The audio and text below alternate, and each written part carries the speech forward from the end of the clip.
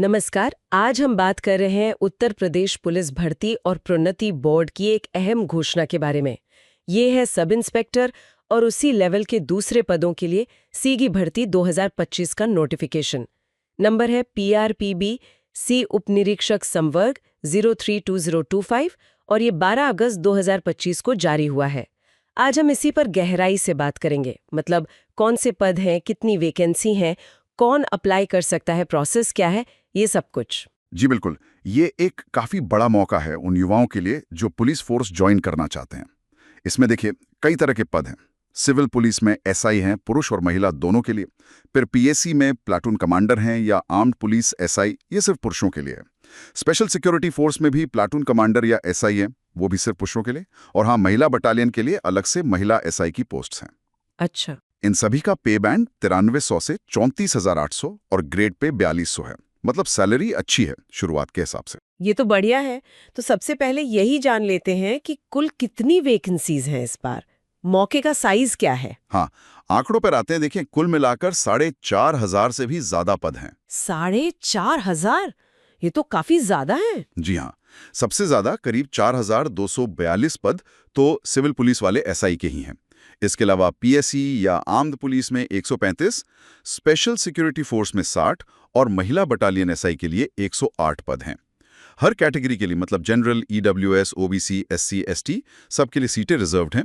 पूरी डिटेल तो नोटिफिकेशन में है, पर टोटल नंबर यही बताता है कि भर्ती काफी बड़े स्केल पर है। 4,500 वैकेंसी मायने रखती हैं। अच्छा, अगर कोई अप्लाई करना चाहे तो कौन सी तारीखें दिमाग में रखनी होंगी? इम्पोर्टेंट डेट्स क्या हैं? डेट्स बहुत जरूरी हैं। हाँ, ऑनलाइन एप्लीकेशन 12 अगस्त से शुरू हो चुकी हैं। अच्छा, शुरू हो गई है? जी, और ये चलेगी 11 सितंबर 2025 तक। मतलब अप्लाई करने की लास्ट डेट है 11 सितंबर। और ध्यान रहे, फीस जमा करने की और फाइनल फॉर्म सबमिट करने की भी आखिरी तारीख 11 सितंबर ही है। यानी सब कुछ 11 सितंबर रात 12 बजे से पहले कर लेना है। बिल्कुल। और अगर मान लीजिए फॉर्म भरने में कोई छोटी मोटी गलती हो जाए तो उसे ठीक करने का, मतलब करेक्शन का मौका मिलेगा 13 सितंबर तक। ठीक है। डेडलाइन मतलब बस आने ही वाली है। अप्लाई करने से पहले कोई खास चीज जो करनी है, कोई प्री रेक्विजिट? हाँ, एक बहुत जरूरी स्टेप है, वो है वन टाइम रजिस्ट्रेशन, जिसे OTR कहते हैं। OTR? जी, सभी कैंडिडेट्स को पहले बोर्ड की वेबसाइट uppbpb.gov.in पर जाकर ये OTR पूरा करना होगा। इसके बाद ही वो मेन एप्लीकेशन फॉर्म भर पाएंगे। ये एक तरह से आपका प्रोफाइल बन जाता है बोर्ड के पास, आगे की भर्तियों के लिए भी काम आता है। अच्छा, ये तो ठीक है। और फीस कितनी है? फीस जनरल, EWS और OBC कैंडिडेट्स के लिए है 500 रुपये और ST कैंडिडेट्स के लिए है 400 रुपये। एक और बात, अप्लाई करते टाइम ही आपको अपनी पोस्ट प्रेफरेंस बतानी होगी। मतलब आप किस पद को पहले जाते हैं, किसको बाद में। हाँ, वरीयता। जी, वरीयता। और ये बाद में बदली नहीं जा सकेगी, तो इसे बहुत सोच समझ कर भरना होगा। ठीक है, तो OTR और प्रेफरेंस ये जरूरी बातें हैं। अब आते हैं एलिजिबिलिटी पर। कौन लोग अप्लाई कर सकते हैं? एजुकेशन क्वालिफिकेशन क्या चाहिए? एजुकेशन क्वालिफिकेशन बहुत सीधी है। आपके पास भारत में किसी भी मान्यता प्राप्त यूनिवर्सिटी से ग्रेजुएशन की डिग्री होनी चाहिए। किसी भी सब्जेक्ट में? हाँ, किसी भी सब्जेक्ट में, या सरकार ने उसके बराबर कोई और क्वालिफिकेशन मानी हो तो वो भी चलेगी। लेकिन हाँ, एक बात ध्यान रखनी है, जो लोग फाइनल ईयर में हैं, जिनका रिजल्ट अभी नहीं आया है, हाँ, वो अप्लाई कर सकते हैं। वो तभी अप्लाई कर सकते हैं अगर उनका रिजल्ट एप्लीकेशन की लास्ट डेट यानी 11 सितंबर 2025 उससे पहले आ जाए और उनके पास होने का प्रूफ हो। अपीयरिंग वाले जिनका रिजल्ट बाद में आएगा वो पात्र नहीं है। समझ गई। और उम्र, एज लिमिट क्या है? एज लिमिट काउंट होगी 1 जुलाई 2025 को। सभी पदों के लिए मिनिमम एज है 21 साल और मैक्सिमम है 28 साल। 21 से 28 साल? जी, मतलब कैंडिडेट का जन्म 2 जुलाई 1997 से पहले का ना हो और 1 जुलाई 2004 के बाद का ना हो। हालांकि इसमें छूट भी है। उत्तर प्रदेश के जो SC, ST, OBC कैंडिडेट्स हैं या जो यूपी गवर्नमेंट के कर्मचारी हैं, उन्हें ऊपरी आयु सीमा में 5 साल की छूट मिलेगी। और एक्स सर्विसमैन के लिए? हाँ, भूतपूर्व सैनिकों के लिए भी नियमों के हिसाब से छूट का प्रावधान है। ठीक है। और फिजिकल स्टैंडर्ड्स, पुलिस की नौकरी में ये तो बहुत जरूरी होता है। बिल्कुल, फिजिकल स्टैंडर्ड्स भी तय हैं। पुरुषों के लिए अगर वो जनरल, OBC या SC कैटेगरी से हैं तो हाइट कम से कम 168 सेंटीमीटर्स होनी चाहिए। 168 सेंटीमीटर? जी, और सीना बिना फुलाए 79 सेंटीमीटर और फुलाने पर कम से कम 84 सेंटीमीटर। मतलब 5 सेंटीमीटर का फुलाव जरूरी है। अगर पुरुष एसटी कैटेगरी के हैं तो हाइट 160 सेंटीमीटर और सीना 77 से 82 सेंटीमीटर। और महिलाओं के लिए? महिलाओं के लिए जनरल ओबीसी एससी कैटेगरी की हाइट कम से कम 152 सेंटीमीटर और वजन कम से कम 40 किलोग्राम। अच्छा, वजन भी है 40 किलो? जी हाँ, मिनिमम 40 किलो। और अगर महिला एसटी कैटेगरी की हैं तो हाइट 147 सेंटीमीटर और वजन वही कम से कम 40 किलोग्राम। महिलाओं के लिए सीने की माप लागू नहीं होती। ठीक है, ये तो हो गई सारी शर्तें। अब आते हैं सिलेक्शन प्रोसेस पर। अप्लाई करने के बाद क्या क्या होगा? देखिए, सिलेक्शन प्रोसेस के मुख्य तौर पर 3 स्टेज हैं। सबसे पहला और सबसे जरूरी है रिटन एग्जाम, लिखित परीक्षा। ऑनलाइन या ऑफलाइन? ये ऑनलाइन होगी, कंप्यूटर बेस्ड और ऑब्जेक्टिव टाइप होगी, मतलब मल्टीपल चॉइस सवाल होंगे। ये पूरा पेपर 400 नंबर का होगा। इसमें 4 सेक्शन होंगे, हर सेक्शन 100 नंबर का। कौन कौन से सेक्शंस? पहला है सामान्य हिंदी, दूसरा है मूल विधि, संविधान और सामान्य ज्ञान, मतलब लॉ, कॉन्स्टिट्यूशन और जीके।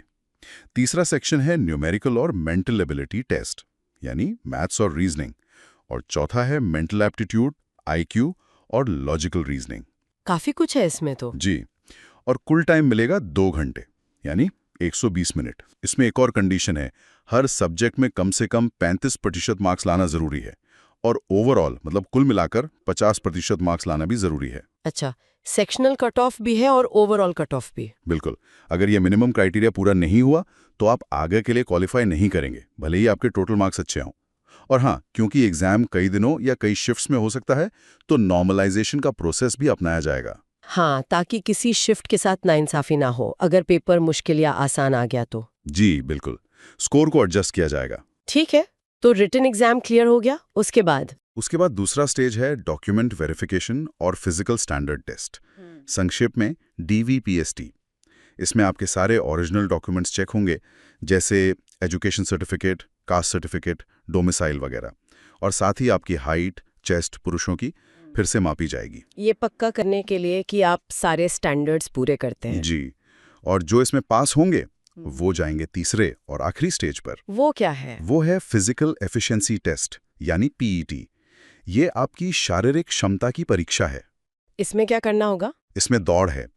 ये सिर्फ क्वालिफाइंग नेचर की है, मतलब इसके मार्क्स फाइनल मेरिट में नहीं जुड़ेंगे, बस इसे पास करना जरूरी है। अच्छा, कितनी दौड़? पुरुषों को 4.8 किलोमीटर की दौड़ पूरी करनी है 28 मिनट में, और महिलाओं को 2.4 किलोमीटर की दौड़ 16 मिनट में पूरी करनी है। ठीक है, तो ये 3 मुख्य चरण हो गए, रिटन, फिर DVPST और फिर PET। जी हाँ, final merit list written exam के मार्क्स के आधार पर ही बनेगी उन कैंडिडेट्स की जो बाकी दोनों स्टेज DVPST और PET क्वालिफाई कर लेते हैं। अच्छा, नोटिफिकेशन में आरक्षण के बारे में भी बताया गया है, उसको थोड़ा सा क्लियर कर दें। हाँ, रिजर्वेशन उत्तर प्रदेश सरकार के जो भी नियम हैं उनके अनुसार लागू होगा। इसमें वर्टिकल रिजर्वेशन भी है, मतलब SC, ST, OBC और EWS के लिए सीटें आरक्षित है, और हॉरिजॉन्टल रिजर्वेशन भी है, जैसे स्वतंत्रता संग्राम सेनानी के आश्रितों के लिए, भूतपूर्व सैनिकों के लिए और महिलाओं के लिए। ये कुल वैकेंसी में से ही कुछ % होता है। और इसके लिए डॉक्यूमेंट्स? हाँ, ये बहुत ज़रूरी है। जो भी कैंडिडेट रिजर्वेशन क्लेम कर रहे हैं उन्हें सही फॉर्मेट में बना हुआ और वैलिड सर्टिफिकेट देना होगा। खासकर OBC और EWS सर्टिफिकेट्स के लिए डेट्स दी गई हैं।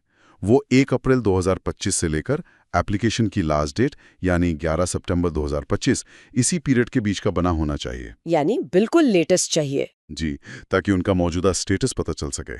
और ये सारे सर्टिफिकेट जमा करने की लास्ट डेट भी 11 सितंबर 2025 ही है। इसके बाद कोई दावा मान्य नहीं होगा। ये तो बहुत जरूरी जानकारी है। तो संक्षेप में कहें तो यूपी पुलिस में सब इंस्पेक्टर और उसी लेवल की दूसरे पदों के लिए 4,500 से ज्यादा वैकेंसीज है और अप्लाई करने की आखिरी तारीख 11 सितंबर 2025 है। हाँ, बिल्कुल। हमारी तो यही सलाह रहेगी कि जो भी कैंडिडेट्स इच्छुक हैं वो अप्लाई करने से पहले एक बार बोर्ड की ऑफिशियल वेबसाइट uppb.gov.in पर जाकर पूरा नोटिफिकेशन खुद ध्यान से जरूर पढ़ लें। उसमें